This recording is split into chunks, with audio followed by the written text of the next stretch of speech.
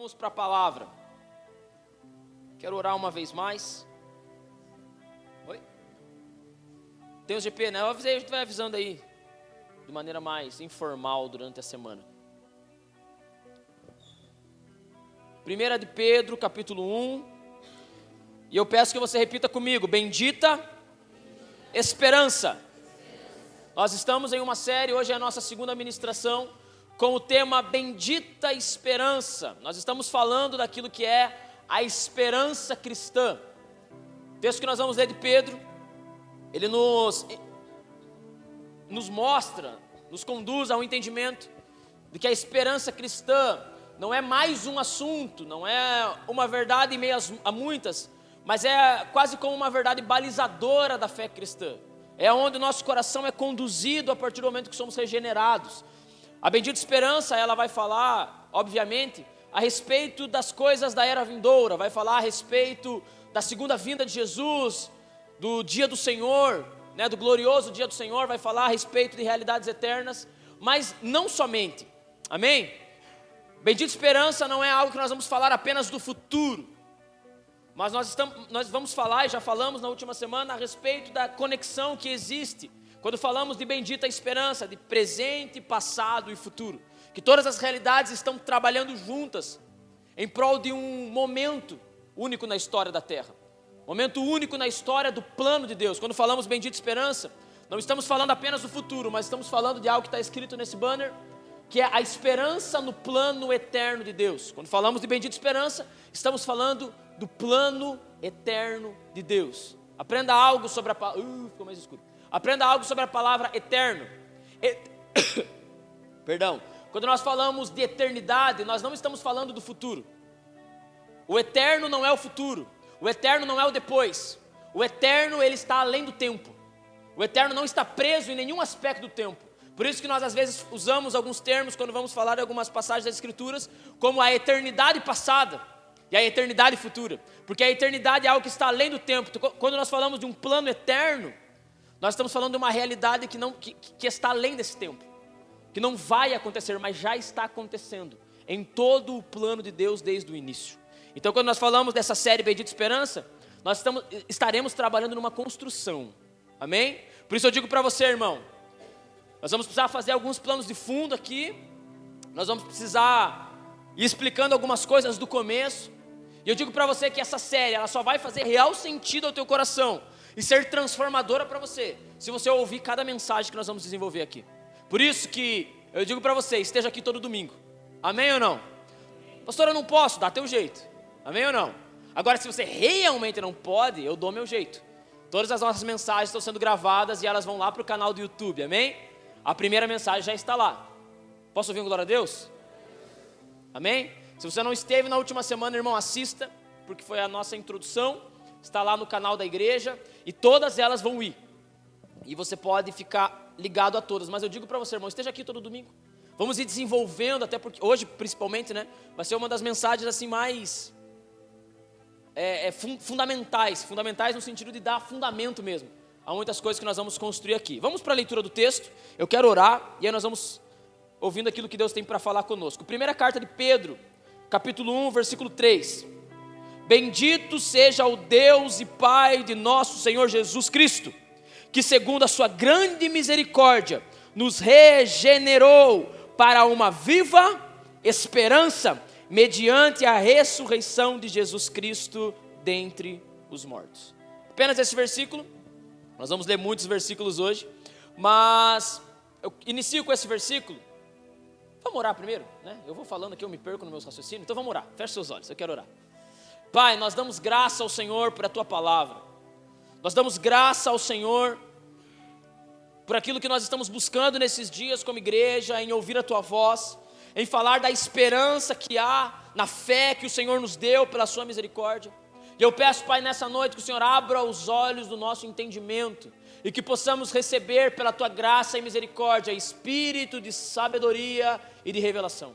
Que possamos compreender aquilo que não era acessível a nós em outro tempo. Que possamos, Pai, perceber e que as Tuas verdades, elas adentrem o nosso coração e elas transformem a nossa vida. Espírito Santo nos conduza nessa noite. Eu oro, Pai, fale a Tua igreja através de mim e além de mim, Senhor. Fale a Sua igreja, Pai, de maneira poderosa nessa noite. Fale ao nosso coração. Eu oro que o Senhor me dê a Tua graça, Pai, para conduzir essa mensagem nessa noite. Em nome de Jesus. Amém e amém. Pedro, ele escreve aos irmãos da diáspora. Eu li esse texto semana passada. Esse texto talvez seja o nosso texto áureo, né? Quem sabe o que é o texto áureo? Eu na época da igreja batista a gente falava muito do texto áureo, né? É o texto central ali daquilo que nós estamos construindo. O que é o texto áureo? É esse texto que traz a nós essa realidade da bendita esperança. E Pedro, escrevendo aos irmãos da diáspora, ele diz que nós fomos regenerados para uma viva esperança.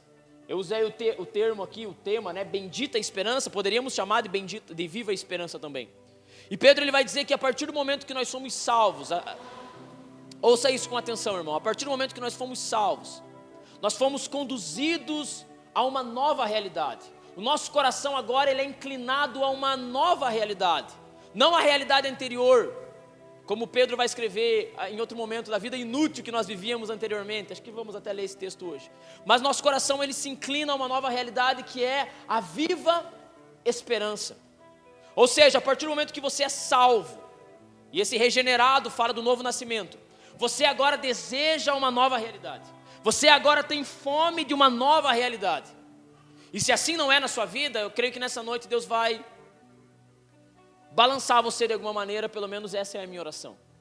Porque Pedro vai dizer que quando fomos regenerados, somos regenerados para uma viva esperança, para esperar por algo, para colocar a nossa fé, confiança e esperança em uma realidade que ainda não vivemos. Só que perceba algo, o termo que Pedro usa aqui é uma viva, repita assim comigo, viva esperança. O que eu aprendo com viva esperança? Não estamos falando de algo passivo, não estamos falando de algo teórico, não estamos falando de algo que um dia, quem sabe, né, vai acontecer e tal, como normalmente é para a maioria dos cristãos que conhecemos. Me dê a liberdade de assim dizer. Você sabia que Jesus vai voltar? Claro, com certeza. Mas isso não é algo que move você. Isso não é algo que mexe com você. É uma esperança que não é viva, porque algo vivo é algo de movimento. Algo vivo é algo que caminha, que fala, que conduz, que traz algum tipo de ação. Então a esperança cristã não é uma esperança teórica. Não, né? Quando a gente for para o céu. Desde criança eu escuto termos como esse, quando a gente for para o céu. Só que nós entendemos que a esperança cristã não é quando formos para o céu. Nós já fomos alcançados pelo céu. Nós já vivemos dentro de uma realidade e agora aguardamos pela plenitude dessa realidade que já invadiu o nosso ser. Nós já não pertencemos mais a essa realidade. Nós estamos entre dois mundos. Isso é maravilhoso, irmão. Acredito que em algum momento isso aqui vai ficar um pouquinho mais claro nessa série, acredito eu. Nós estamos entre dois mundos. O cristão, ele vive na terra pertencendo ao céu. E ele interage com a terra, trazendo à terra verdades do céu. Diga amém. Eu falei no começo que eu estou sentindo que vocês estão meio desanimados hoje.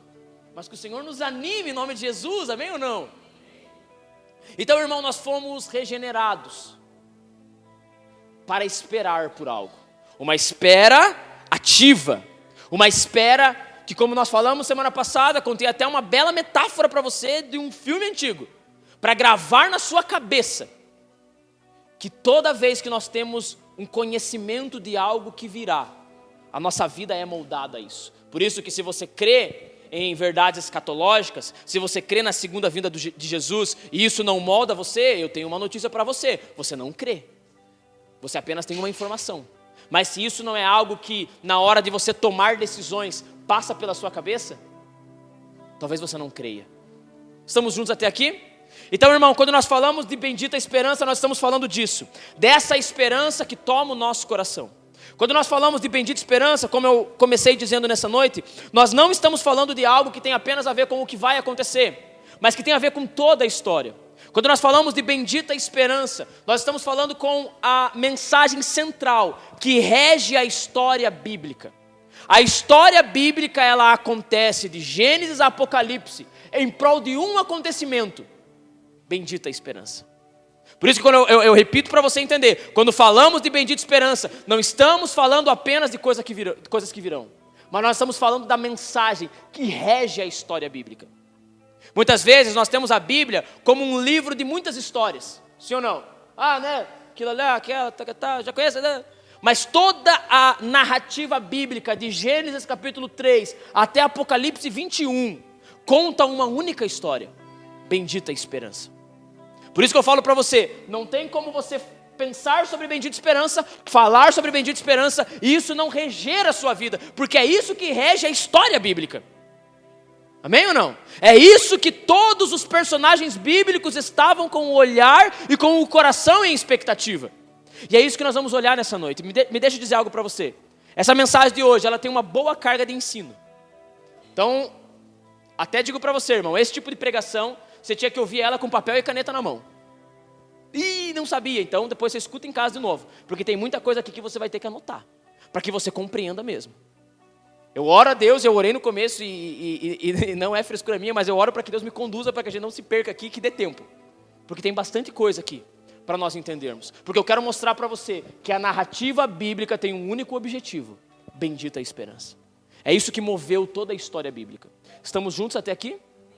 Espero muito que você compreenda. Então, quando nós falamos de bendita esperança, estamos falando de toda essa realidade. Nós estamos falando da realidade que a Bíblia divide entre primeira vinda de Jesus e segunda vinda de Jesus. Toda a narrativa bíblica, ela se apoia nesses dois acontecimentos: a primeira vinda de Jesus e a segunda vinda de Jesus. E esse todo da história bíblica é o que nós podemos conhecer como bendita esperança, como a esperança das Escrituras, como a esperança da fé cristã, dividida em primeira vinda e segunda vinda. Por isso que nós vamos fazer um panorama de toda a realidade bíblica. Amém ou não? Irmão, primeiro ponto que eu queria colocar com você, antes de nós entrarmos nessa cronologia bíblica, o que nós vamos fazer aqui é uma cronologia bíblica. É um desenho da narrativa bíblica para olharmos aquilo que a Bíblia estava, a história que a Bíblia está tentando nos contar. A história que a Bíblia está construindo e que Deus está fazendo. A Bíblia, ela é uma revelação, e ela é uma revelação progressiva.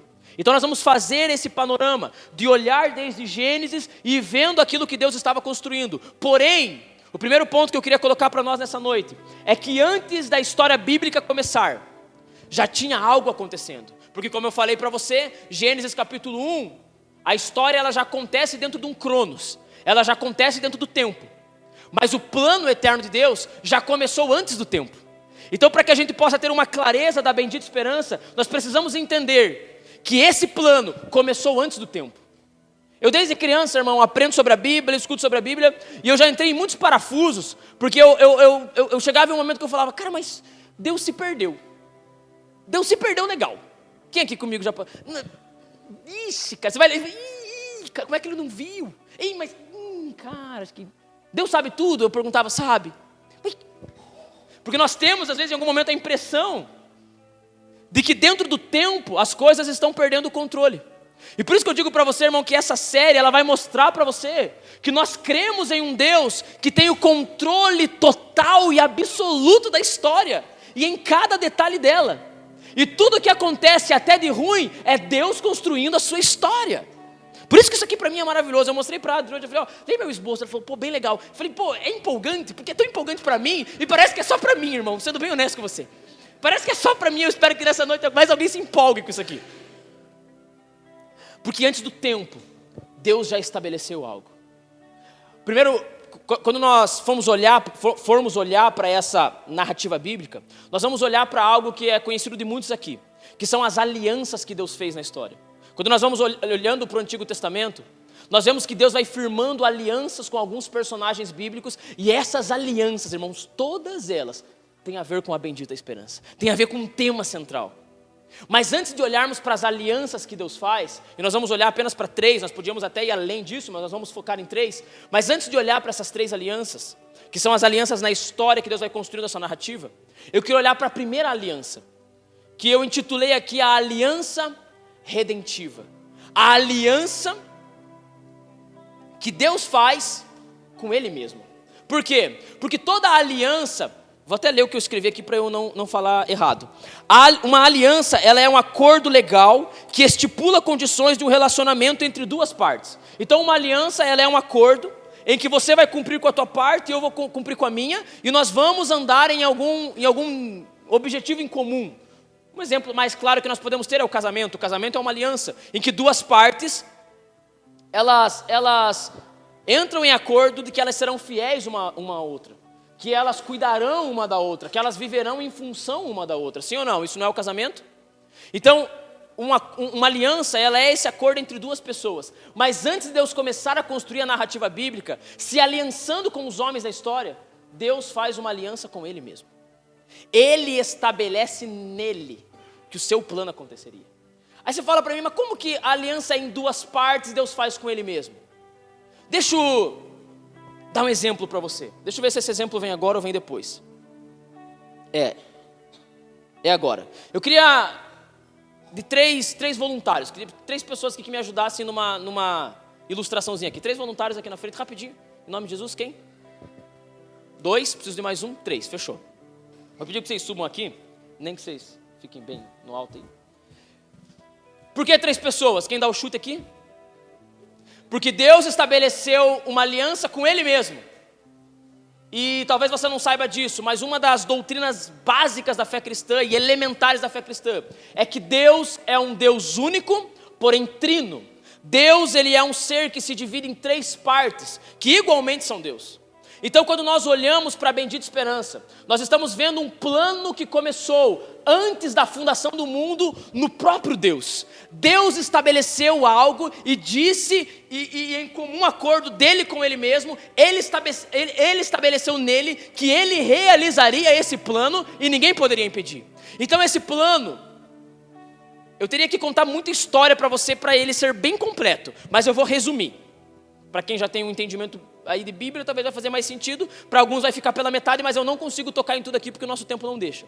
Mas em um momento da eternidade, antes do tempo, está aqui, ó, Deus Pai, Deus Filho e Deus Espírito Santo. O Pai é o maior, né? Vamos deixar o Pai como o maior. Deus Pai, Deus Filho e Deus Espírito Santo. Em um determinado momento da eternidade, na reunião da Trindade, porque a Trindade, ela é um único Deus em 3, e em algum nível e de alguma maneira eles dialogam entre si. E isso é fenomenal. Prova para você é quando o mundo é criado. Você vai lembrar que Deus, ele diz quando ele vai criar o homem: façamos o homem a nossa imagem e semelhança. Façamos é a primeira pessoa do plural. Estou correto na minha colocação, né? Primeira pessoa do plural. Façamos a nossa. Deus está falando com alguém.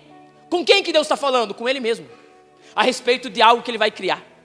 Então Deus é um Deus trino que interage com Ele mesmo. E na reunião da Trindade, Deus estabeleceu um plano.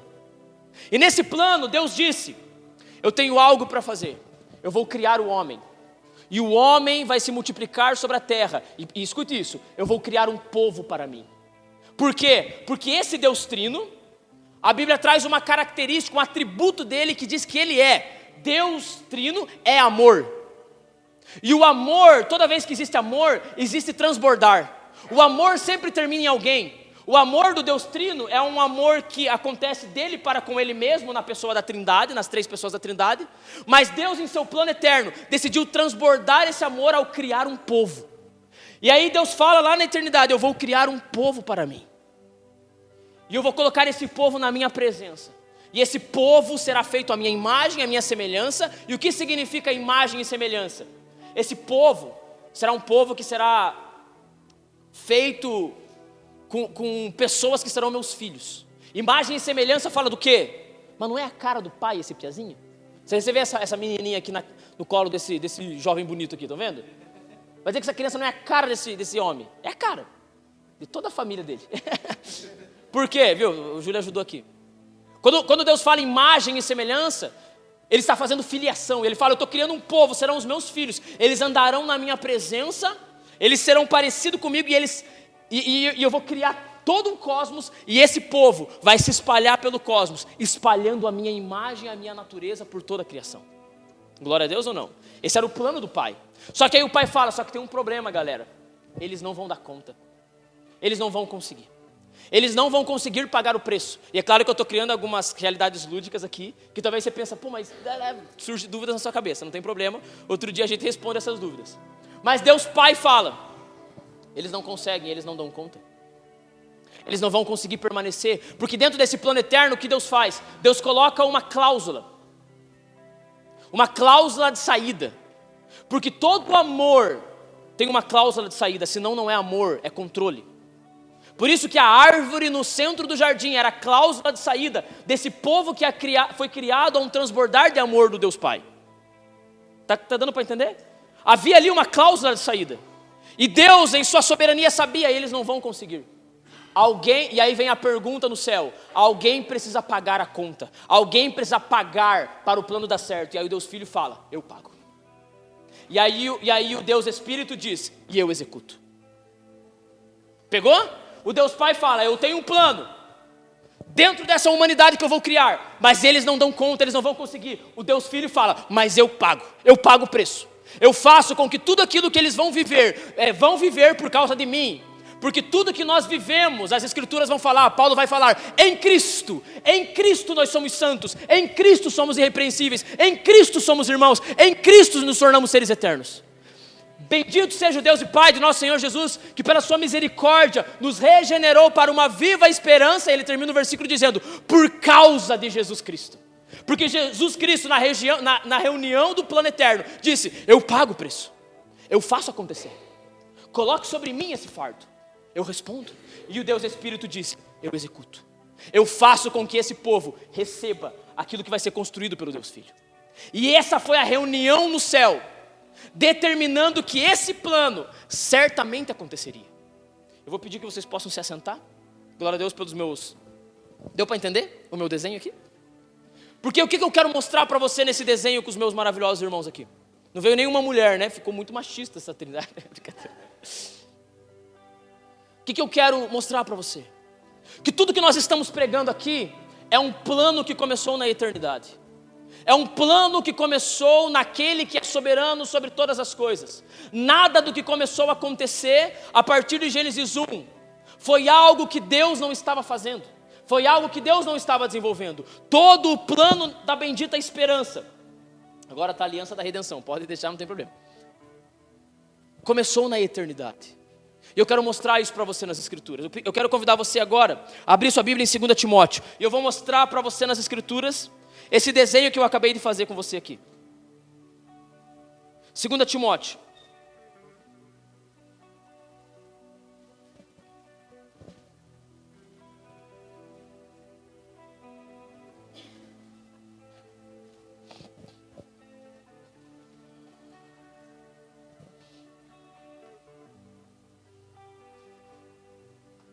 Segunda Timóteo, capítulo 1, o verso 9.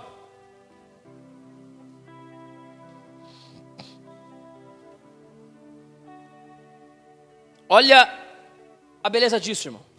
Olha a beleza disso. Versículo 9 diz assim: que nos salvou e nos chamou com santa vocação, não segundo as nossas obras, mas conforme a sua própria determinação e graça, que nos foi dada em Cristo Jesus. Quando? Antes dos tempos eternos. Olha o que Paulo está trazendo aqui a Timóteo. Paulo está dizendo, nós fomos chamados a uma vocação. Nós fomos chamados a uma bendita esperança. Nós fomos chamados a uma nova realidade. Mas nós não fomos chamados porque algo de bom foi encontrado em nós. Nós não fomos chamados porque nós fizemos as coisas certas. E esse é o escândalo da graça no Evangelho. Ele fala, nós somos chamados porque Deus, antes da eternidade, ou na eternidade passada, Ele estabeleceu o que faria. E por isso Ele chamou você. Você está aqui hoje porque Deus, antes de todas as coisas, estabeleceu que alcançaria você. Que você faria parte de um povo adquirido. Que você faria parte de um povo chamado à bendita esperança e à santificação. Isso empolga você? Antes de todas as coisas. Porque aqui, irmão, a imagem que eu quero trazer para você é que quando nós falamos de bendita esperança, nós estamos falando de um Deus que está no controle da história, porque Ele estabeleceu. E você conhece muito bem versículos que eu podia ler aqui, mas optei por não ler. Que Deus não é homem para que minta e nem filho do homem para que se arrependa.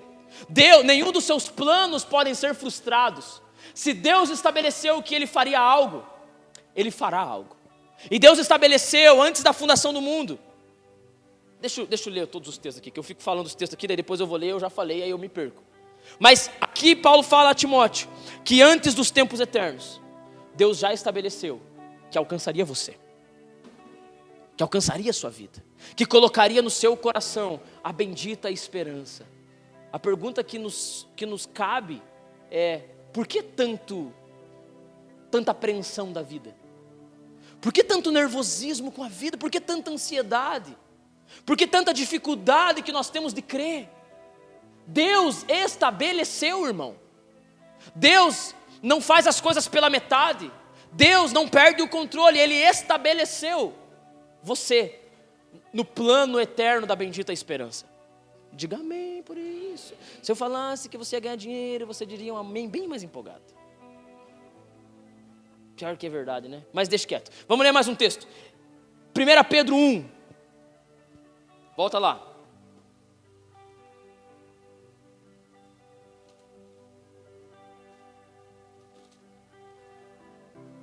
Versículo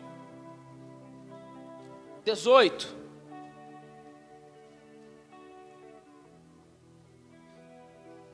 Sabendo que não foi mediante coisas perecíveis, como prata ou ouro, que vocês foram resgatados. Olha como que Pedro desenha aqui, irmão. Não foi por coisas perecíveis. O que Pedro chama de perecível aqui, irmão? Aquilo que tira a tua paz. Aquilo que acaba com a tua vida, que você fica, meu Deus, eu não tenho prata e ouro. Do que a Bíblia chama? Coisas perecíveis. Essas coisinhas aí da vida. Essas paradas, o que aconteceu? A bendita esperança. Tem que trocar? Pode chegar rasgando aqui, pesado. O negócio é ao vivo, os irmãos entendem.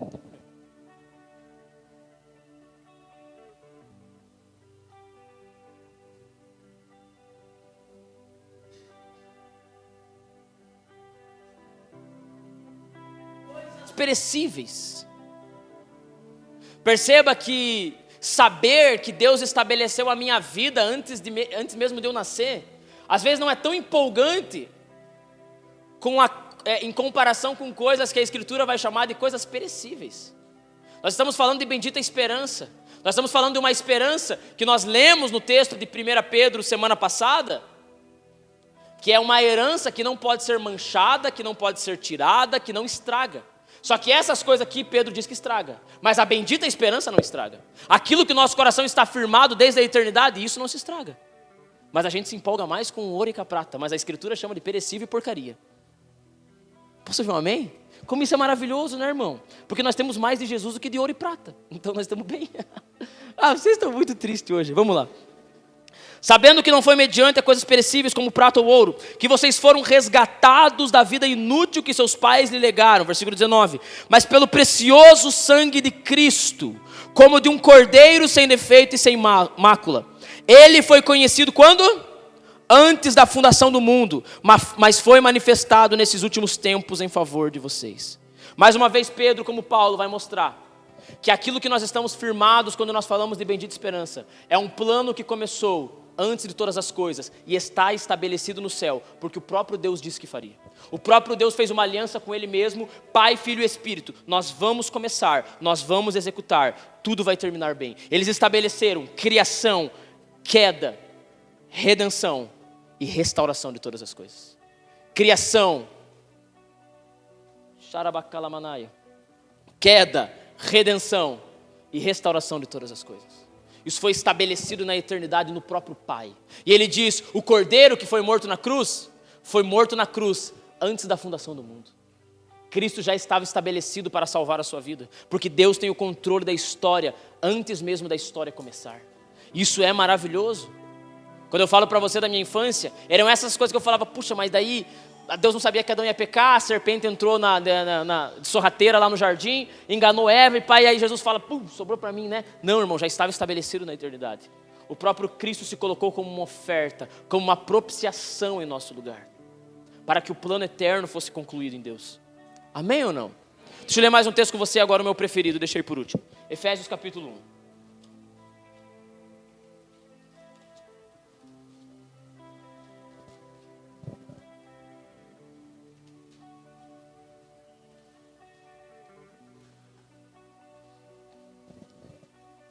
Efésios capítulo 1. E esse texto para mim, irmão, eu digo para você, é o meu texto aquele texto dos momentos ruins da vida. Das coisas dando tipo, será que está tudo do jeito que tinha que estar? Efésios 1 para mim é um bálsamo ao meu coração. Versículo 3. Bendito seja o Deus e Pai de nosso Senhor Jesus Cristo, que nos abençoou com todas as bênçãos espirituais nas regiões celestiais em Cristo. Versículo 4. Antes da fundação do mundo, Deus nos escolheu nele. Antes da fundação do mundo, Deus escolheu você. Não, irmão, Ele não escolheu o outro, Ele escolheu você. Você que é redimido, talvez você diga para mim, Davi, eu não sei se eu sou salvo. Aí até o final dessa mensagem, Jesus pode alcançar o seu coração. Na verdade, durante essa mensagem, Jesus pode alcançar o seu coração.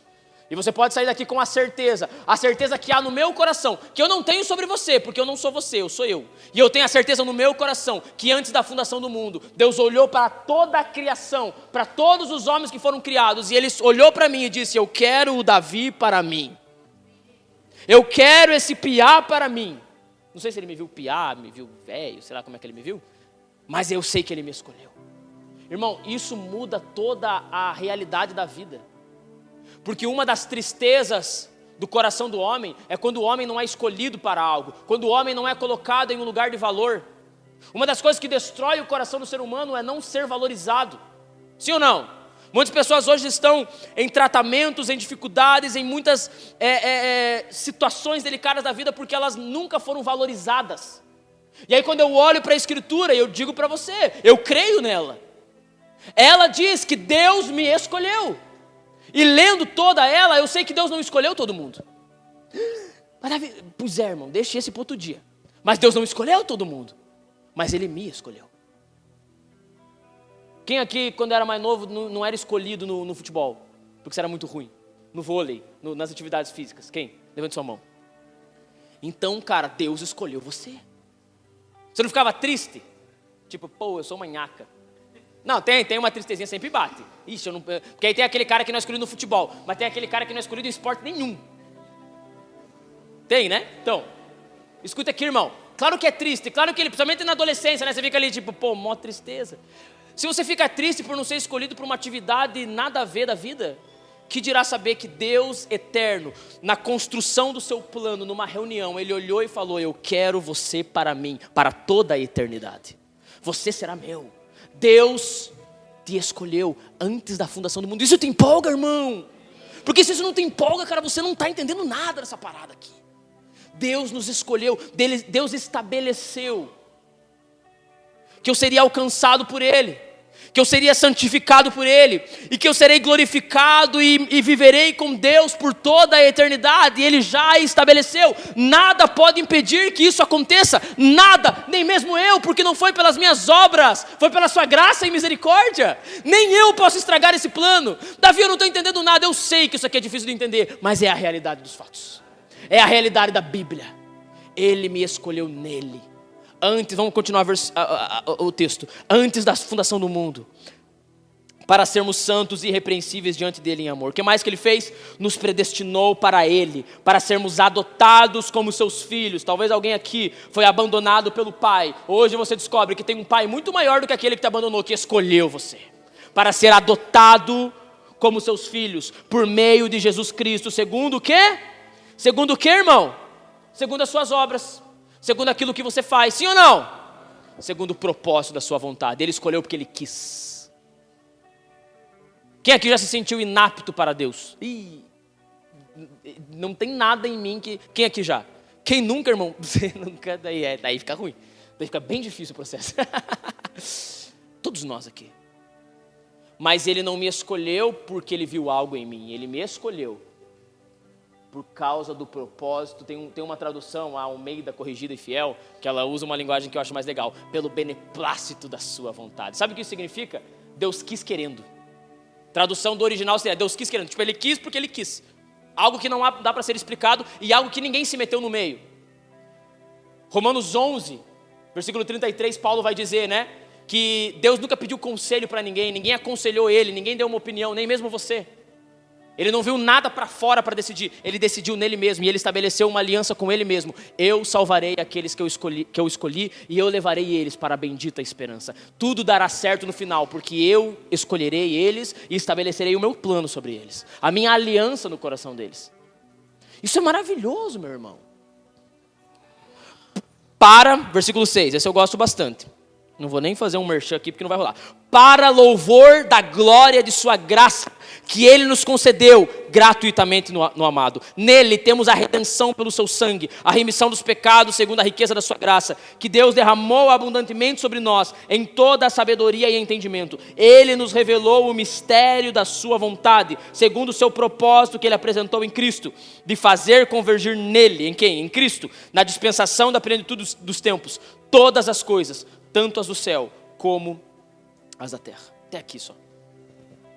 Aqui Paulo vai mostrando que todo o plano que Deus está realizando na história, poderia ter até o 14, que ele vai falar sobre o Espírito em nós, todo esse plano foi estabelecido em Deus na eternidade. Já está feito, já está concretizado, e aqueles que Ele escolheu, inevitavelmente serão alcançados, transformados e glorificados no final de todas as coisas. Para entender bendita esperança, e para ter essa esperança você precisa entender, irmão, que o que nós estamos pregando não está firmado em nós, está firmado no Deus eterno, está firmado naquele que não erra e não falha. A única coisa que pode estragar você nesse processo é a incredulidade, é você não crer nisso aqui, porque quando você crê nisso aqui, você abraça essa realidade. Por isso que o plano do diabo, irmão, sempre foi mentir para o homem. Já percebeu isso? Por isso se você mente, irmão, você precisa converter rápido, porque a mentira é a principal característica do diabo. A principal característica de Deus, que eu poderia dizer assim, é o amor. A do diabo é a mentira. O diabo sempre mente, porque a única estratégia dele no homem é mentir. Por isso que você vai ver lá em Gênesis 2, o que acontece? Satanás chega para Eva e diz, viu, verdade que Deus falou que não pode comer nenhuma árvore do jardim? Era essa a realidade? Não podia comer de todas as outras podia comer. Mas ele já chega mentindo. E ele fala assim, não. Aí Eva fala, Deus falou que se eu comer, certamente morrerei. Aí o diabo, o que ele diz? Não morre, filha, não morre. Você só vai começar a ficar parecido com ele. Ei, mas como que Eva e Adão foram criados? A imagem e semelhança. E agora Satanás está dizendo, não, vocês começam a ficar igual a ele. Eles já eram parecidos, eles já eram iguais, eles já eram uma imagem e semelhança. O que Satanás fez? Mentiu. E ele tenta mentir para mim e para você. Tenta mentir para mim e para você que a tua vida está fora de controle. Talvez esteja, se você não estiver crendo nisso, mas quando você assenta o seu coração nisso aqui, a sua vida está exatamente no lugar que ela devia estar. Deus realizando o plano dele por intermédio de você e em você. Amém ou não? Irmão, a primeira coisa que eu queria que nós entendêssemos, antes de falar de qualquer coisa dentro da cronologia bíblica, é que esse plano começou na eternidade. Deus já estabeleceu e ele acontecerá, porque tudo que Deus estabeleceu, ele faz, ele fará. Nada foge do seu controle. Para terminar essa primeira parte, esse primeiro ponto, eu cito para você Romanos 8:37.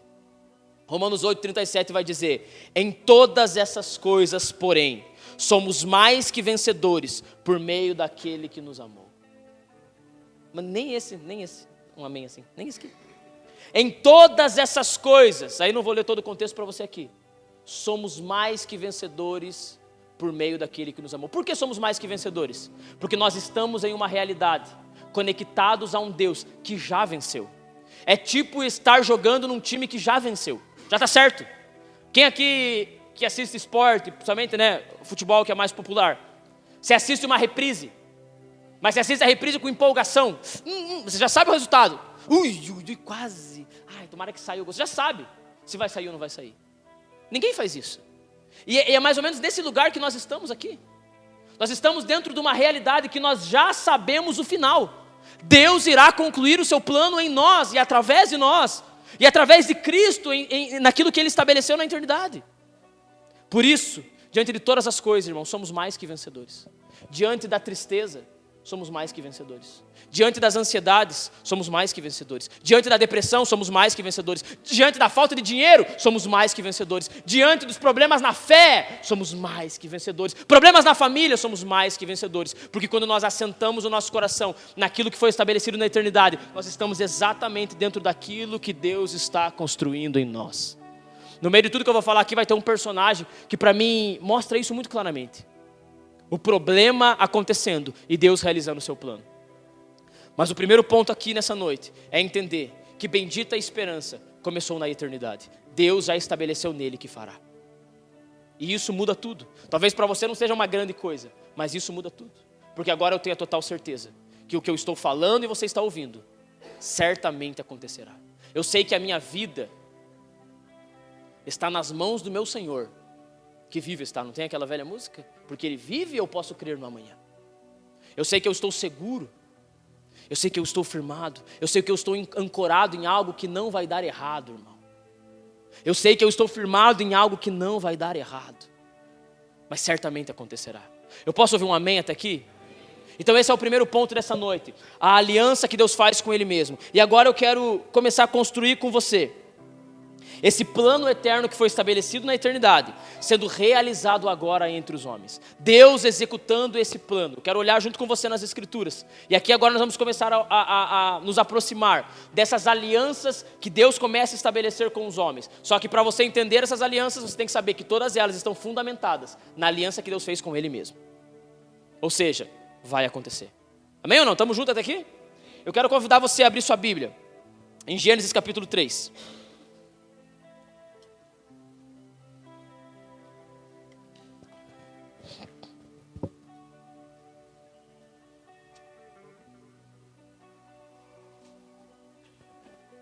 Gênesis 3,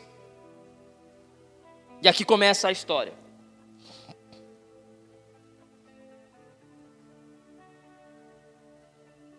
Antes de ler, olhe para mim mais um minuto. Vou repetir para que você entenda o que nós estamos tentando fazer aqui. Nós vamos desenhar, fazer uma linha do tempo, de Deus desenvolvendo esse plano na história. Como eu falei, essa pregação tem uma boa dose de ensino. Então ela é para que você entenda. Porque o entendimento é o que faz você se movimentar. Você só faz o que entende. Se você não entende, você não faz. Você já percebeu que na igreja existem irmãos que eles são muito animados, principalmente na música, em outras coisas também. Já percebeu? Sabe do que isso é fruto? De entendimento. Eu sei diante de quem eu estou. Eu sei para quem eu estou olhando, eu sei para quem eu estou cantando. Não tem como eu fazer isso desanimado. Não dá. Ah, mas não, é que você não entendeu. Irmão, na moralzinha mesmo, aqui entre nós. Amém ou não? Porque tudo que nós fazemos, por exemplo, já viu aquele irmão que é louco pelo evangelismo? Ele prega para todo mundo. Por que ele faz isso? Ele tem uma resposta dentro dele daquilo que ele entendeu. Cara, eu entendi o que me alcançou e eu entendi para onde eu estou indo. Como não falar? Como saber que o brother do lado aqui vai para o inferno? Como? Não vou falar nada. Por isso que o entendimento ele nos molda. Por isso que eu não tenho problema em nessa noite gastar essa mensagem para que a gente entenda e perceba aquilo que Deus está fazendo ao longo da história. Antes de eu ler o texto, nós estamos lendo Gênesis 3. Gênesis 3 é o momento da queda. Antes da queda nós temos Gênesis 1 e 2, obviamente, fácil de entender, né? E em Gênesis 1 e 2 nós vemos Deus começando aquele plano que nós desenhamos aqui com o nosso Deus Pai Juarez, que Deus começou na eternidade, de construir uma realidade no transbordar do seu amor e construir um povo para si. Perceba que desde o começo o objetivo de Deus é construir um povo para si. Por isso, irmão, tudo que Deus faz sempre tem a ver com o quê? Um povo. Se você não gosta de gente, eu sempre digo isso para você, você não consegue ser cristão. Não dá. Em nenhum momento da Bíblia você vê Deus fazendo algo fora de um povo. Ele sempre faz em um povo. Você conhece a nação de Israel? Nós vamos falar dela daqui a pouco. Conhece? Você sabe quem foi em Israel? Israel foi uma família. Hoje é uma nação, mas foi uma família. Deus chamou um indivíduo, mas não trabalhou no indivíduo. Do indivíduo ele fez um povo. Amém ou não? Claro que ele começou isso antes do Israel, antes do Jacó. Então assim, irmãos, nós percebemos em Gênesis 1 e 2 que o plano é um povo diante de Deus, espalhando a imagem de Deus pela terra. Então esse era o plano. Na cláusula de saída o homem pecou, você sabe disso, ele não podia comer do fruto, ele comeu. E agora Deus começa a desenvolver essa realidade que Ele estabeleceu na eternidade. Ela começa com a criação, mas agora Ele vai desenvolvendo poderíamos dizer, a segunda parte de tudo isso. Então a leitura hoje nessa parte, eu começo com você no versículo 15. Gênesis 3:15. Aqui é logo depois que a queda acontece. E as escrituras nos dizem assim: porém inimizade entre você e a mulher, entre a sua descendência e o descendente dela. Este lhe ferirá a cabeça e você lhe ferirá o calcanhar. Eu vou ler de novo, pedir para que você preste bastante atenção. Porém inimizade entre você e a mulher, entre a sua descendência e o descendente dela. Este lhe ferirá a cabeça e você lhe ferirá o calcanhar. Vamos lá, irmão, entenda isso. Deus cria o que criou, nós já falamos desse plano do povo, pá. O homem peca, e agora o homem está caído. Agora aquilo que se iniciou não está mais como estava. E agora o que acontece? Deus vai em diálogo com todos os personagens que estão envolvidos com o pecado original. Quem são eles? Adão, Eva e quem mais? A serpente desgraçada. Quem é a serpente? Satanás. E aí Deus vai dialogar com eles. O primeiro diálogo começa com quem? Com Satanás. E é esse versículo do 3:15 que nós lemos aqui. Nesse diálogo é onde começa a história da bendita esperança acontecer. E eu queria muito que você entendesse isso. Eu sei que para alguns vocês já ouviram algo parecido com isso em outros momentos aqui. Mas vamos lá. Deus está conversando com Satanás. E ele vai trazer a consequência do erro de Satanás. Porque assim como Adão e Eva pecaram, Satanás também errou com Deus. Satanás não era caído antes de Gênesis 3. Ele cai ali porque ele engana e mente para a criação de Deus. E aí Deus vai trazer essa consequência. E ele diz assim: Satanás, saiba de uma coisa. A partir de hoje eu porei inimizade entre você... Eu vou ler o texto para eu não esquecer de nada. Minha Bíblia, por azar, bem nessa parte, ela tem 2 folhas divididas aqui. Porém inimizade entre você e a mulher, entre a sua descendência e o descendente, repita assim comigo, descendente dela. Esse descendente vai ferir sua cabeça, Satanás, e você vai ferir o seu calcanhar. Então aqui começa a narrativa da bendita esperança. E essa narrativa, ela começa com uma promessa. E todos que estão dentro desse cenário, eles ouvem uma promessa. Quando nós falamos de aliança, quando nós falamos dessa narrativa bíblica, nós sempre nos apegamos muito às promessas de Deus. E aqui Deus faz uma promessa. Ele faz uma promessa para toda a criação na pessoa de Satanás, dizendo: vai sair um descendente dessa mulher que você fez pecar. E esse descendente vai ter inimizade com você. Você vai ferir ele, mas ele vai pisar na sua cabeça. E aí todo o cosmos está ouvindo essa promessa. E o que o cosmos está ouvindo? O personagem principal da queda original será destruído, será aniquilado, será tirado de cena por alguém que vai nascer dessa mulher. Irmão, aqui surge algo ao coração da humanidade. Aqui nasce o clamor. Que clamor? Não é aquele ali. Bendita esperança. Aqui nasce uma esperança, porque houve um plano, esse plano foi interrompido, estragado em algum nível, mas agora há uma promessa de Deus dizendo: dessa mulher vai sair alguém que vai destruir o personagem principal dessa queda. Ou seja, eu vou recomeçar, eu vou redimir, eu vou fazer tudo de novo. Em quem? Nesse descendente. Só que perceba que esse descendente aqui vai ter 2 características. Esse descendente, ele é alguém que vai sair da mulher, ou seja, ele será humano, porque vai ser filho dessa mulher. Amém ou não? É isso que o diálogo está acontecendo. Será um descendente da mulher, ou seja, ele vai ser humano. É alguém homem. Não é um anjo, é um homem. Só que ele vai pisar na cabeça de quem? Da serpente. E a serpente é o quê? Satanás. Satanás é o quê? Um ser celestial. Então, cara, um homem vai atacar um ser celestial. Então esse homem também é celestial. Esse homem também é divino. Esse homem é homem, mas também me parece Deus, ou pelo menos um ser celestial. Está conseguindo acompanhar o raciocínio? É claro que o spoiler aqui não está difícil de saber de quem estamos falando, mas vamos construir a narrativa. E agora, essa é a origem da bendita esperança. Aonde está firmada a origem da bendita esperança? Na promessa de um descendente da mulher. E por isso que essa parte da mensagem eu intitulo com você: a semente da esperança. Porque aqui Deus faz uma promessa do quê? De uma semente que estava dentro de Eva, que iria resolver o problema original da criação, trazendo à humanidade bendita esperança.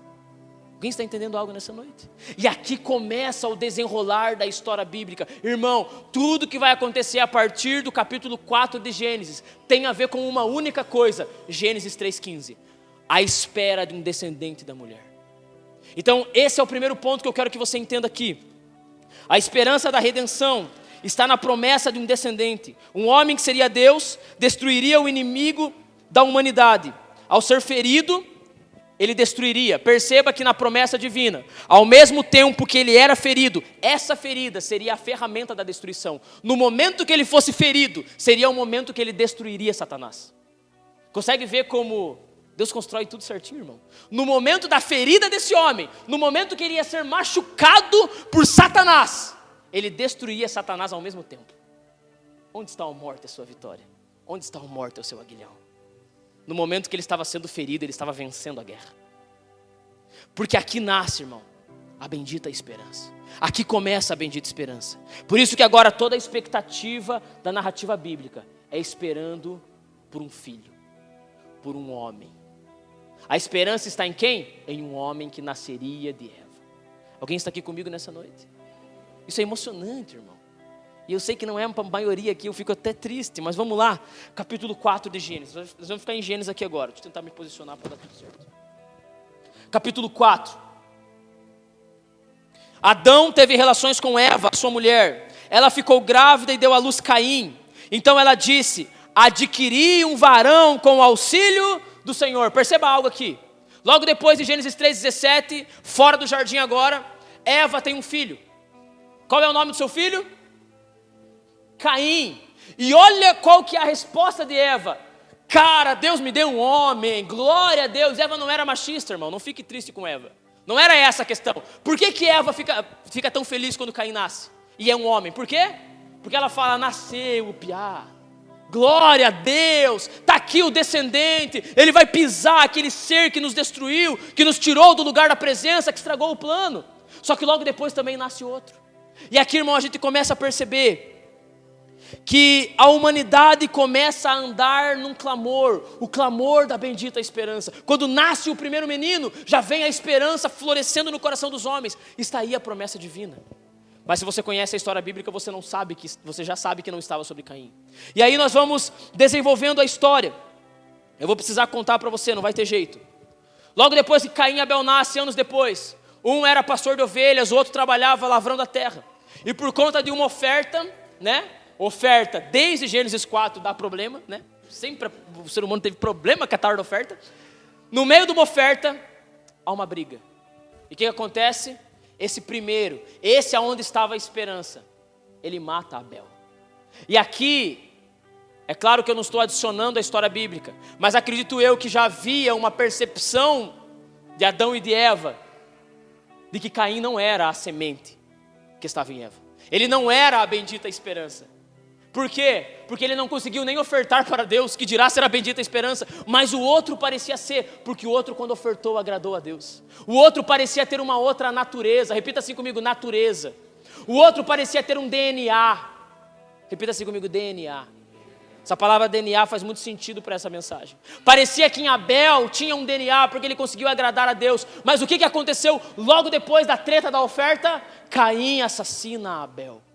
E perceba algo, irmão, a partir de Gênesis 4, toda a história, não bíblica, mas toda a história da terra tem um objetivo: matar a semente de Deus, matar a bendita esperança. Por isso que ela é tão importante, porque toda a construção da vida, debaixo do secularismo, debaixo dessa terra, debaixo do mundo caído, depois de Gênesis 3, é matar a semente que Deus prometeu em Eva. Nós já vamos entender mais sobre ela, se acalme. Mas você percebe que logo, quando se percebe que em Abel havia uma virtude, Satanás já entra em Caim e assassina Abel. Por quê? Por causa da semente, irmão. Por causa da bendita esperança. Estamos juntos até aqui? Só que a história continua. Eu quero que você vá comigo em Gênesis ainda 4. Nós vamos ler agora o versículo 25. Adão, isso aqui é muito bom, irmão, vamos lá. Adão tornou a ter relações com sua mulher. Ela deu à luz a um filho, a quem pôs o nome de 7, dizendo: Deus me concedeu outro descendente. Olha a palavra que ela usa, outro descendente. Em lugar de quem? Abel, que Caim matou.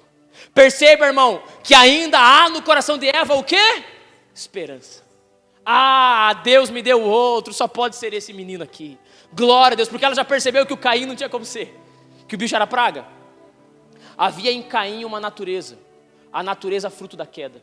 E havia em Abel outra natureza, outro DNA, algo que Deus preservou da criação original, que estava em Abel. Caim mata, mas agora nasce em outro homem, o que? Uma semente, a semente. Nasce agora um outro filho a Eva, que carregava uma natureza, que carregava um DNA, uma natureza de quê? Uma natureza da bendita esperança. E quando Eva vê, ela se alegra, porque ela fala: agora deve ser esse. Não era esse ou não era? Era esse ou não era? Faz assim, vou até ajudar. Não era esse, calma. Não era esse, só que nesse havia uma semente. Não era 7, mas em 7 havia uma semente. Que semente? A semente da bendita esperança. Aquilo que Deus preservou, que era da criação original. A natureza divina que estava no homem é preservada, vai para Abel, Abel morre. Agora ela está em 7. 7 não é o descendente prometido em Gênesis 3,15. Mas nele havia uma semente. Sabe por que nele havia uma semente? E eu posso dizer isso com convicção para você? Versículo 26. A 7 nasceu-lhe também um filho, a qual pôs o nome de Enos. Foi nesse tempo que aconteceu o quê? Que se começou a invocar o nome do Senhor. Aqui, irmão, agora nasce um clamor.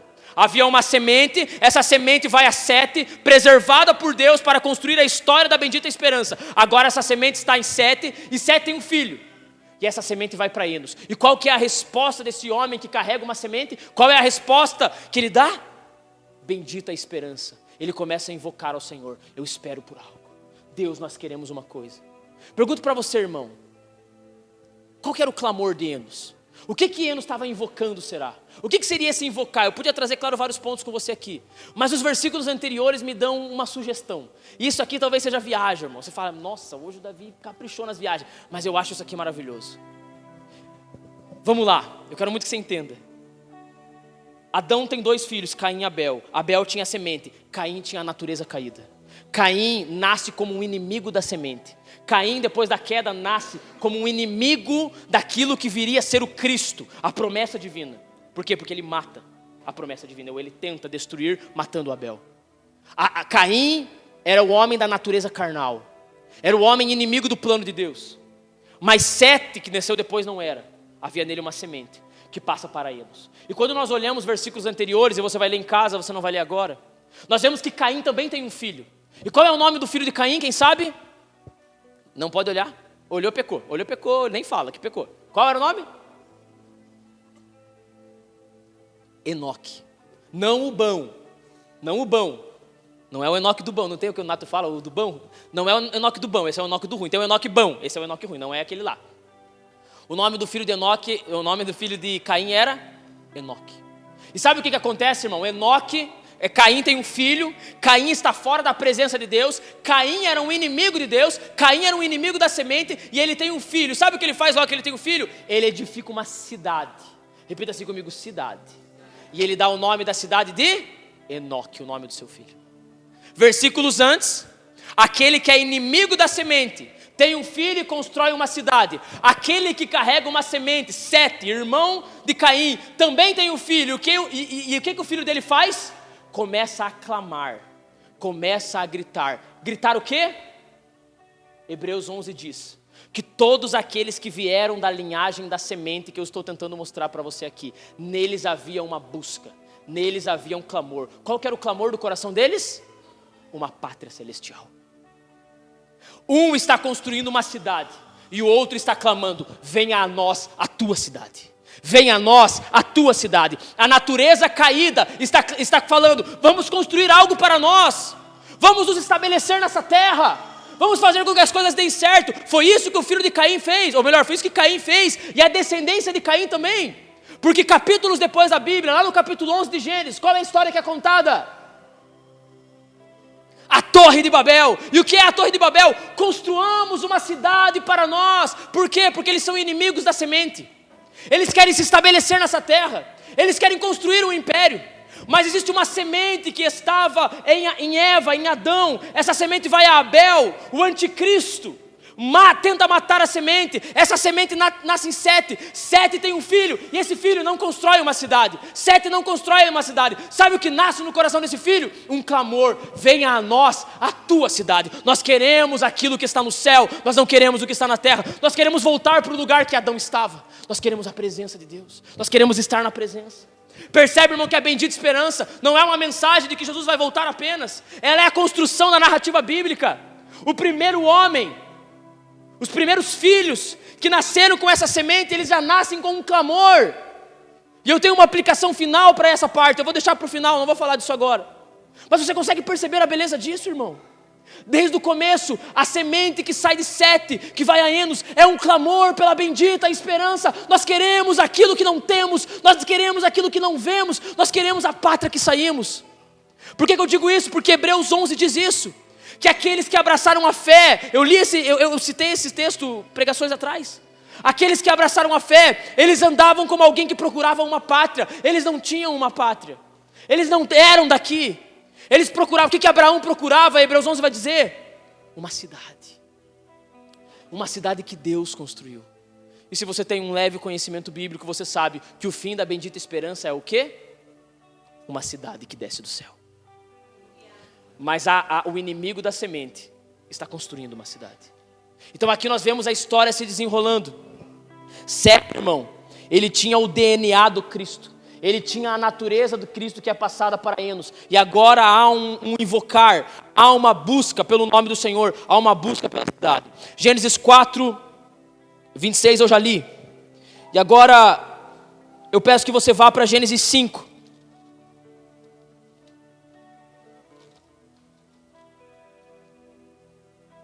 Espera aí que acho que eu errei aqui.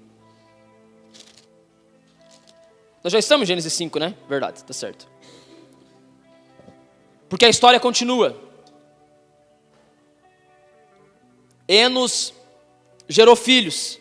E aqui nós vamos falar agora da geração de Adão, que acontece por meio de Sete. E você vai perceber como Deus vai construindo essa narrativa da história. Como Deus vai preservando essa semente. E esse é o ponto, por isso que eu intitulei a semente da esperança. Porque nós vamos olhando nesses primeiros capítulos da Bíblia, que a vontade de Deus é preservar essa semente. A semente do descendente que foi prometido em Gênesis 3,15. Deus começa a trabalhar na história para guardar aqueles que carregavam essa semente da bendita esperança. E aí, a partir do capítulo 5, a história bíblica vai contando a genealogia de Adão. Só que essa genealogia não passa por Caim, ela passa por Sete. Porque essa é a genealogia original por causa da semente. E eu quero dizer uma coisa para você, irmão. Eu sei que genealogia é algo que nunca chama muito a nossa atenção nas escrituras, sim ou não? Mas toda vez que tem uma genealogia, saiba que Deus está fazendo algo conosco. Está mostrando, eu preservo aquilo que estou fazendo, eu preservo a semente. Porque toda genealogia tem lá, fulano, filhos e filhas. Não conta dos outros, conta só de um fulano específico. Por quê? Porque esse fulano específico tem um DNA, tem uma natureza, tem o DNA do Cristo. Está nele a bendita esperança. Amém ou não? Versículo 28 do capítulo 5. Para você ver aonde que a descendência de Adão vai chegar. Versículo 28 diz assim: Lameque viveu 182 anos e gerou um filho. E deu-lhe o nome de Noé, dizendo: esse nos consolará dos nossos trabalhos e da fadiga de nossas mãos, nessa terra que o Senhor amaldiçoou.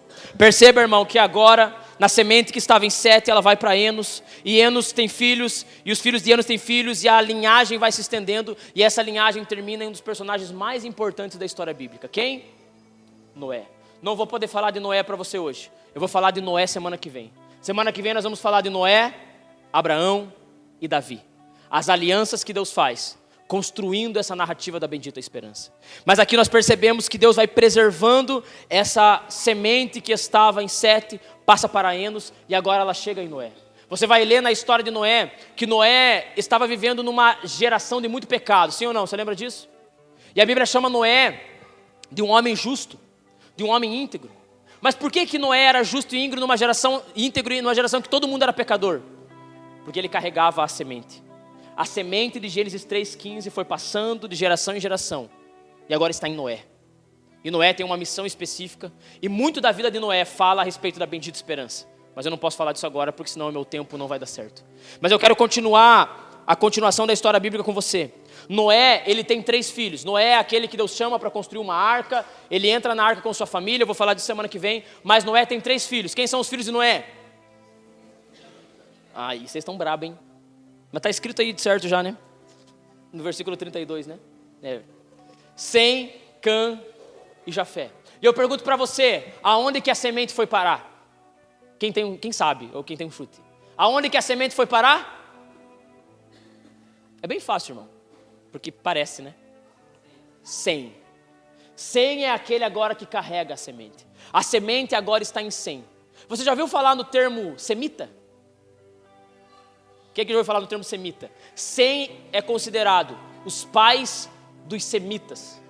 Semitas é o povo da região de Israel e os seus vizinhos. Mas ao decorrer da história, esse termo se apegou muito mais ao povo hebreu, ao povo judeu. Sem é o pai dos judeus. E quando nós olhamos essa linhagem da semente, essa semente agora vai parar em quem? Em Sem. Porque ele se torna o pai dos semitas. E aí dentro desse entendimento, irmão, eu pergunto para você, qual é o maior movimento, ou um dos maiores movimentos que há na terra, se não o movimento antissemita? Por quê? Por quê? Repita assim comigo, semente. Sabe por quê? Gênesis 3,15 parou em Sem, e de Sem saiu um povo. E esse povo carrega uma semente. Por isso que toda nação, todas as nações da terra, elas são fruto, sabe do quê? Da cidade chamada Enoque, que é construída na estrutura da terra. Amém ou não? E todas essas estruturas, elas têm uma natureza. Toda nação, ela nasce com uma natureza da terra. Sabe qual natureza é? Antissemitismo. Algumas, no decorrer do caminho, vão rompendo com isso pela graça divina, porque Deus vai trazendo algum nível de graça. Mas toda nação em sua natureza é antissemita, porque todos são inimigos da semente. Por isso, irmão, que eu digo para você, muito cuidado com o antissemitismo. Não estou falando que você tem que defender o Estado de Israel. O Estado de Israel tem uma separação ali com o Israel étnico. Mas é o povo que carregou a semente do nosso Senhor. E por isso que toda a história sempre tentou matar os semitas. Porque agora a semente está em Sem, e dele saem todos aqueles que viriam conhecidos como semitas. Percebe como as coisas não são um acaso da história? Consegue perceber a beleza do plano divino e como tudo isso é tão real? Eu falo essas coisas, irmão, porque para mim eu consigo ver como isso é tão real. Por que pessoas tentam matar judeus a vida inteira? Porque eles carregam algo na história que nenhuma outra nação carrega. Uma nação desse tamanho, irmão, que todo mundo sabe que é, conhece, sabe quem é. Por quê, irmão? Por causa da semente que foi colocada lá em Eva, em Gênesis 3,15, a preservação da natureza divina que estava em Adão e Eva. E agora vai gerar uma promessa daquele que destruiria Satanás. Alguma coisa dessas loucuras que eu digo faz sentido para você nessa noite? Sem. Sem é aquele que carrega a semente. Junto comigo, Gênesis 11, nós estamos quase terminando. Nossa, eu joguei ele para Êxodo, Carmo.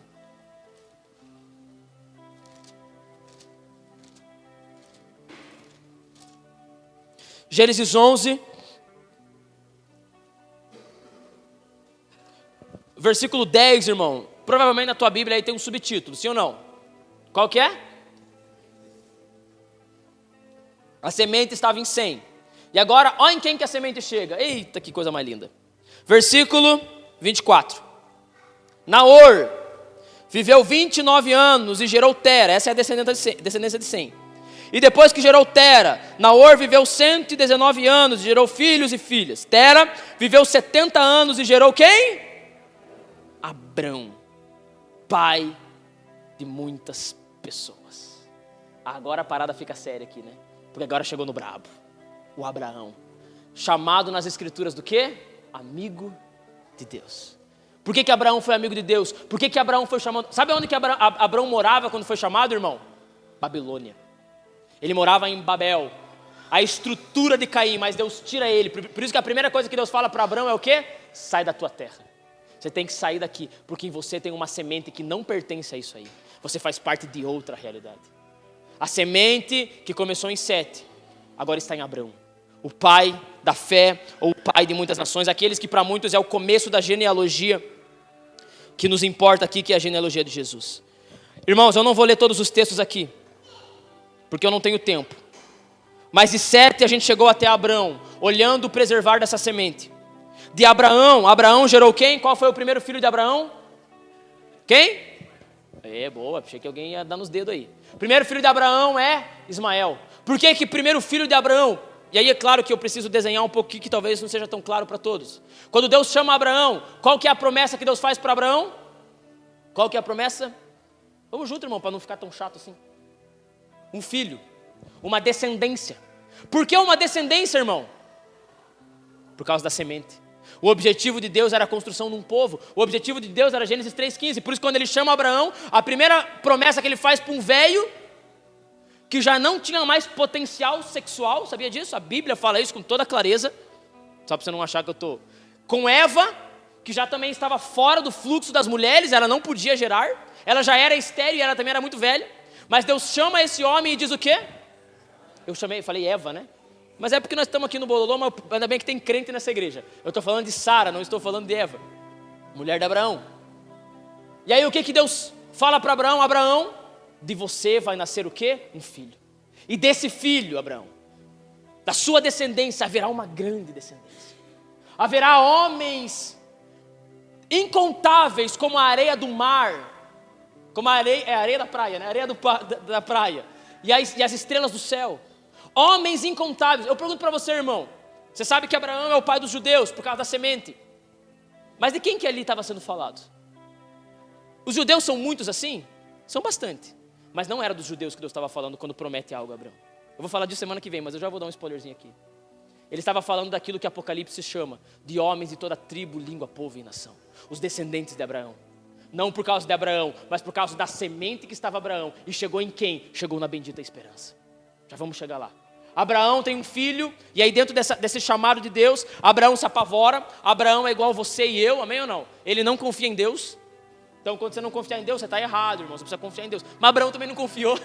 E aí o que Abraão faz? Falou, cara, eu vou resolver o problema de Deus. Irmão, nunca resolva o problema de Deus, porque dá um problema bem grande depois. Até porque se você for estudar toda a história, o erro de Abraão causou um problema muito grande, que até hoje é um problema muito grande. Então assim, irmão, não resolva o problema de Deus. Deixe Deus fazer em você aquilo que Ele quer. Deixe Deus fazer em você aquilo que Ele quer. Diga amém, irmão. Então não resolve o problema de Deus. Abraão tenta resolver o problema de Deus, nasce Ismael, não é aquilo que Deus tinha tratado. E logo depois, na velhice de Abraão, nasce o seu filho Isaac. Abraão gera Isaac. E agora a semente vai parar em quem? Isaac. Isaac tem um filho, ou melhor, 2 filhos. Esaú e agora a semente vai parar em quem? Não vou contar a história de todos eles, né? A semente vai parar em quem? Jacó. E Jacó tem alguns filhos. Sim ou não? Quantos filhos Jacó teve? 12 filhos, e eu pergunto para você, aonde foi parar a semente? Agora nós temos 12 filhos, aonde foi parar a semente? Quem que era o melhor filho de Jacó? Quem que era o bênção? Deve ser ele, sim ou não? Quem que era, aonde foi parar a semente? Havia um filho muito abençoado na casa de Jacó. Só que Deus usou esse filho para proteger a semente que não estava nele, mas estava em Judá.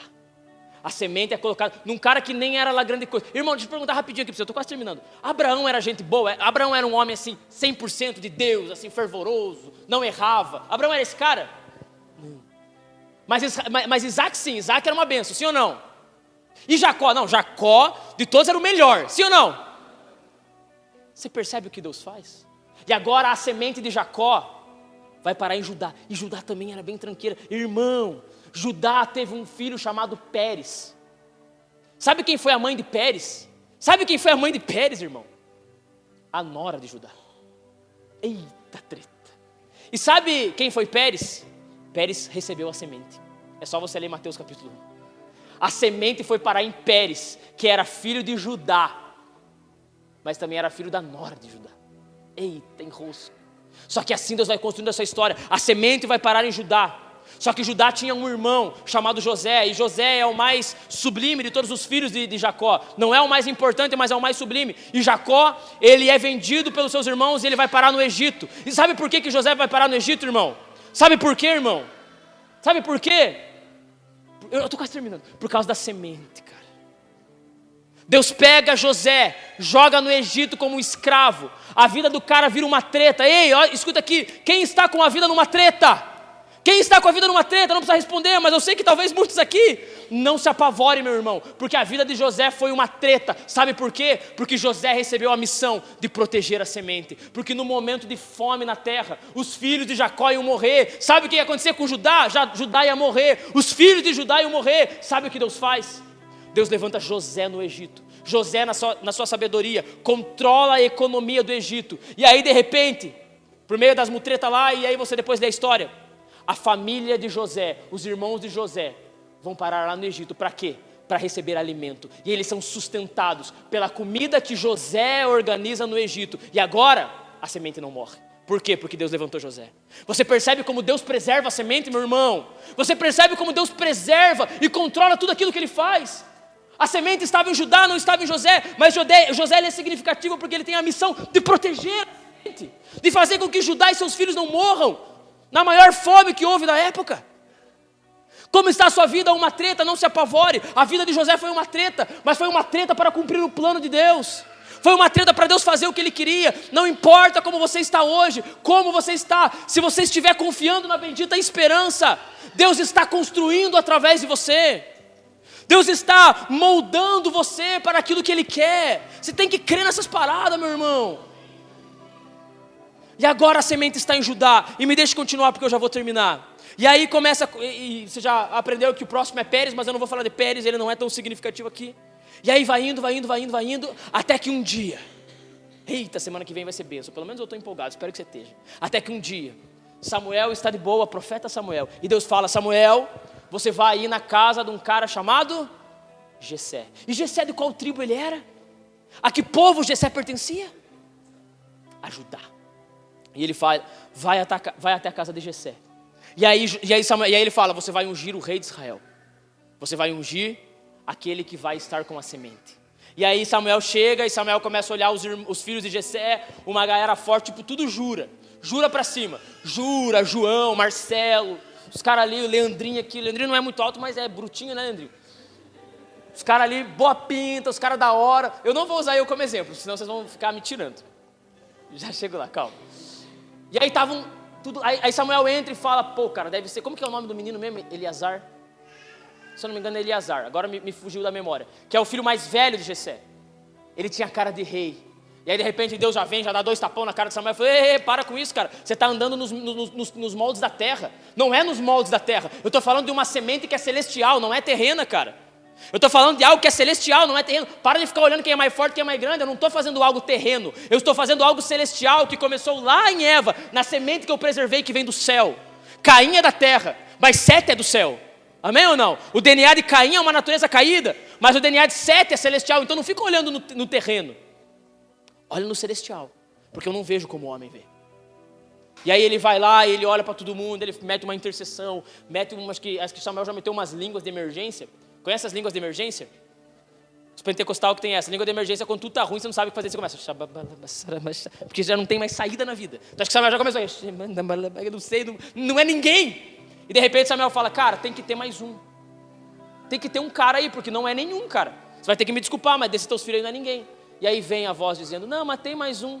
Mas não é grande coisa. Tem um menino, jovenzinho, que está lá apacentando as ovelhas. Samuel, acho que naquela hora, o espírito em Samuel, que conhecia muito bem a semente, gritou: é esse aí, chama o garoto. E de repente vem quem? Davi. E agora de Judá, a semente foi parar em quem? Foi parar em quem? Em Davi. E aí eu pergunto para você, agora Davi, nós vamos falar de Davi semana que vem, vai ser massa. Agora a semente está em Davi. A bendita esperança está dentro de Davi. Por isso que Davi é o cara que fala: eu não quero nada, cara. Uma coisa eu peço ao Senhor e a buscarei. Eu não estou preocupado com o reino, eu não estou preocupado com o dinheiro. Eu estou preocupado com uma coisa, porque dentro de Davi havia o clamor que havia em Enos: venha a nós a tua cidade. Nós queremos a tua cidade. Nós queremos o que está no céu. Eu quero o que está no céu. Eu não quero o que está na terra. Amém ou não, meu irmão? Meu Deus, cara, meu tempo já era. Nós não vamos nem cantar hoje aqui, nós vamos orar e vamos para casa, mas eu vou terminar essa parada aqui rapidinho. Só uma perguntinha para você. Eu preguei sobre isso há 2 domingos atrás, no final do culto. Um determinado momento, Deus entra numa cidade. Ou melhor, Jesus entra numa cidade. E tem um cego, o cego Bartimeu. Ele é cego, ele não pode ver. E ele começa a clamar na beira da estrada. E qual é o clamor do cego Bartimeu? Jesus, filho de Davi. Sabe por quê, irmão? Porque a semente foi parar em Davi. Davi teve alguns filhos. Davi teve umas boas trambicadas. Até porque o filho que a semente foi parar também foi um BO colossal. A semente vai indo, até que acontece algo. João capítulo 1. E o verbo se fez carne e habitou entre nós. E vimos a sua glória, como a glória do unigênito do Pai. Gênesis 3,15 aconteceu. A semente da mulher apareceu. Jesus Cristo, a bendita esperança.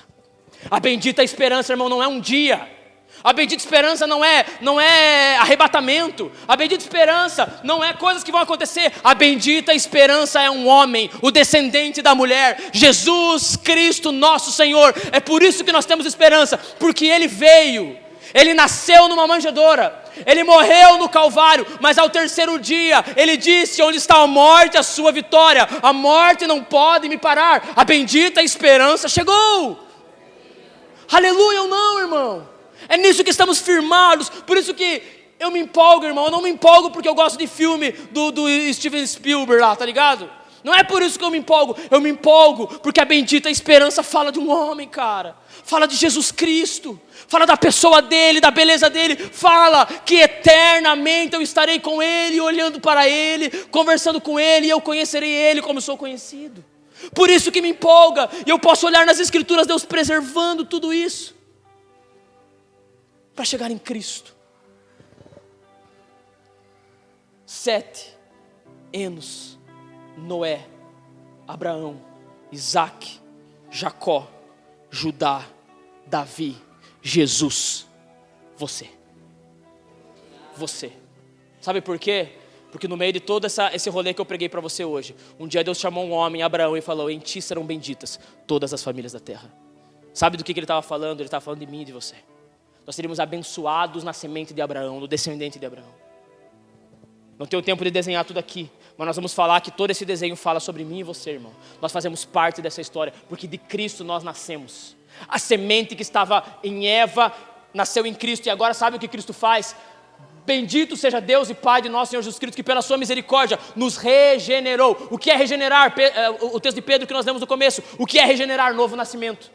Novo nascimento. A semente que estava em Eva chegou em Sete, fez todo esse caminho que eu falei, nasceu em Cristo. Sabe o que Cristo fez agora? Ele pegou essa natureza, a natureza do Cristo, a natureza do divino, que foi preservada desde Sete. Sabe o que Ele fez agora? Ele colocou em você. Você agora carrega essa natureza que estava em Sete. Você carrega a natureza que estava em Abraão. Você carrega a natureza que estava em Jacó. Você carrega a natureza que estava em Davi. Você carrega a natureza de Cristo que estava nele. Porque você carrega a natureza de Cristo. Tudo isso que eu preguei agora está em nós. Amém ou não? Isso é empolgante ou não é, meu irmão? Eu tenho muito mais para falar e eu continuo semana que vem. Mas antes disso eu quero fazer 3 perguntas para você. Me dê 5 minutos e nós vamos terminar. Porque a pergunta que eu faço para nós encerrarmos é: como saber se essa semente agora está em mim? Como saber se eu nasci disso aí? Se essa natureza de Cristo está em mim? Porque toda essa história levou a Cristo, que leva a nós, a igreja, o corpo de Cristo. Mas como saber que isso está em mim? Eu não quero que você vá embora sem ter a certeza ou a reflexão de que se tudo isso realmente fala a respeito de você. Talvez não fale hoje, mas possa falar se você der a resposta certa ao chamado divino. E os pontos que eu levanto para você, irmão, como aplicação final para nós irmos embora. Para saber se essa semente está em nós. A pergunta é a pergunta que Deus faz para Caim. Caim tinha a natureza terrena, nós aprendemos isso. Nele não havia a natureza de Cristo. E Deus faz uma pergunta para Caim. Qual é a pergunta que Deus faz para Caim? Caim, onde está o seu irmão? Como eu sei se eu tenho essa natureza? Se você consegue responder essa pergunta para Deus. Porque Caim não conseguiu responder. Qual é a resposta de Caim? Por acaso sou eu o guardador do meu irmão? Sim, cara, você é. Se você não consegue responder essa pergunta, algo está errado na natureza que há em você. Se Deus chegar para você hoje e falar, Felipe, aonde está o João? Ah, o João está aqui. Não, estou falando em que situação está o João. Como está a vida do João, como está o coração do João. O quanto, Felipe, você tem se preocupado com o João? Essa é a pergunta. Se você não consegue responder essa pergunta, talvez a semente não esteja em você. Se você vive a vida pensando em você, esse é o espírito de Caim, e não a natureza do Cristo que havia em Abel e depois foi parar em Sete. Aonde está o seu irmão? Hoje eu não quero ser dramático aqui, porque até falei para ele, poxa, eu queria saber das coisas, irmão, nós temos que se ajudar para saber das coisas. Porque hoje tinha uma carreata lá na frente da minha casa, irmão, quando eu cheguei em casa de tarde. Uma passeata em prol da mãe, ou melhor, da família, que a criança morreu na UPA essa semana. A pergunta que eu faço a mim e a você é, onde está o seu irmão? Onde está essa mãe? Qual é a situação dela? Nós precisamos saber disso. Nós precisamos lutar junto. Não ser justiceiro, mas quando eu falo irmão, eu aponto primeiramente a comunidade de fé, mas não somente. Aonde estão os pais dos jovens que têm tirado a vida nessa cidade? Como eles estão? Eles estão sendo cuidados? Isso é para todos nós, obviamente, irmão. Mas a pergunta que revela a natureza que está em você depois de tudo que você ouviu nessa noite é, aonde está o seu irmão? Você sabe responder? E assim, irmão, na moralzinha, se você tem mais de 6 meses de convertido e você fala para mim, mas ninguém pergunta onde eu estou, você não está entendendo nada. A responsabilidade é você responder aonde está o seu irmão, não querer saber se alguém sabe onde você está. A minha responsabilidade não é saber, me preocupar, mas também ninguém pergunta de mim, ninguém sabe onde que eu... Não, é eu saber aonde está esse jovem aqui. É claro, você não vai saber da igreja inteira, você não vai saber da cidade inteira. Mas existem pessoas, irmão, perto de você, que você sabe onde elas estão. Não estou falando da tua família, não me vem com esses papos aí. De desculpa. Existem pessoas que você se preocupa e você gasta o teu coração por elas. Porque essa é a natureza do Cristo. Por isso que quando Deus pergunta para Caim, Caim não consegue responder. Porque ele não tinha a natureza do Cristo. Amém ou não? Eu queria falar mais sobre isso, meu tempo já se foi há muito tempo. Segunda pergunta, irmão. Para nós refletirmos nessa noite. Você está construindo uma cidade ou buscando uma pátria? A natureza de Caim, junto com seu filho, eles construíram uma cidade. Mas a natureza de Sete e de Enos clamaram por uma cidade. O que você está fazendo da sua vida? Você está construindo uma cidade ou você está clamando por uma cidade? Como assim, Davi? Explique melhor, eu explico. Você gasta tudo que você é, pensa, força, energia e assim por diante. Você gasta aqui ou você gasta por uma pátria que virá? Você se preocupa com essa pátria que virá ou a tua preocupação está só se as coisas dão certo aqui? As coisas de Deus tiram o teu sono, tiram a tua fome, elas tiram oração, elas tiram clamor de você ou apenas as coisas que estão nessa terra? Irmão, se você não é movido pela bendita esperança, se a pregação da vinda de Jesus, do reino eterno, do plano eterno de Deus, não emociona você, cara. E quando eu digo emociona, não estou falando de lágrimas, tem pessoa que não é muito disso, eu estou ligado. Mas se isso não movimenta o teu interior, você está apenas construindo uma cidade. Talvez haja em você a natureza de Caim, não a natureza de Sete, a natureza do Cristo. Porque a natureza do Cristo, em Hebreus 11 inteiro, ele mostra que clama por uma pátria e uma cidade. Pelo que você tem clamado. Eu não vou ter tempo disso, infelizmente. Mas Romanos capítulo 8, você pode ler inteiro. 2 Coríntios 5, do 1 a 9. Paulo vai dizer que nós, que fomos alcançados por Cristo, nós gememos para sair desse corpo aqui. Nós não aguentamos ficar nesse corpo a ponto de gemer. Ele diz isso em Romanos 8 e ele diz isso em 2 Coríntios, capítulo 5. 2 Coríntios 5, você vai ler em casa esse texto. Se você não lê, você está sendo negligente com essa palavra, porque esse texto vai falar muito ao teu coração. Ele diz que todo aquele que é alcançado por Cristo, está em Cristo, sabe o que ele faz? Ele geme para ser revestido daquilo que é eterno. O que é gemer, irmão? Gemer é incômodo. Gemer é angústia. Me diz uma coisa, irmão, você é angustiado por não estar cheio do Espírito na sua vida? Você é angustiado por não ter alcançado aquilo que é eterno? Ou tudo que você está preocupado é se revestir das coisas dessa vida? Se não há clamor em você, se não há gemido, irmão, me desculpa, meu querido, mas você precisa renovar o seu coração em Deus, ou ser alcançado pela bendita esperança, ou ser alcançado pela natureza do Cristo. Porque não tem como, irmão. Todo crente verdadeiro, ele tem incômodos com essa vida. Essa vida o incomoda, por melhor que ela esteja. Porque essa não é a nossa vida, a nossa pátria está nos céus. E ela descerá até nós no último dia. Não, irmão, não. Não estou falando que você não vive, não estou falando que você não faz. Mas se tudo que empolga você é essa terra, irmão, há um problema sério no seu coração. Eu preciso dizer isso para você. Se tudo que empolga você é o ouro, é a prata, é as conquistas, é os hobbies, é a alegria, se isso é tudo que empolga você, é um problema sério em você, porque a Bíblia fala que todo aquele que tem a natureza de Cristo geme por algo celestial dentro de si, geme, se incomoda. Romanos 8, Paulo diz que a natureza geme, a natureza grita para ser transformada na natureza que ela era lá no Éden. E aí ele vai falar que nós também gememos, e ele vai falar que o Espírito também geme em nós, com gemidos inexprimíveis. Como é o seu interior, irmão? Como é o seu interior nessa noite? Construindo uma cidade, não sabendo onde está o irmão, porque lembre disso, o plano eterno é um povo, não é você, é um povo. Não é você, é um povo. Amém ou não?